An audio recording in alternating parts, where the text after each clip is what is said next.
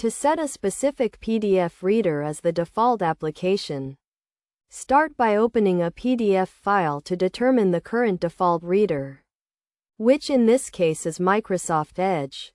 To change this, install a different PDF reader, such as Adobe Reader, which will prompt a notification asking if you want to make it the default PDF application. By selecting Yes, all PDF files will subsequently open in this new application. Alternatively, navigate to the Computer Settings, open the App Settings, and select the Default Apps option from the left sidebar. Scroll down to the Set Defaults by App option.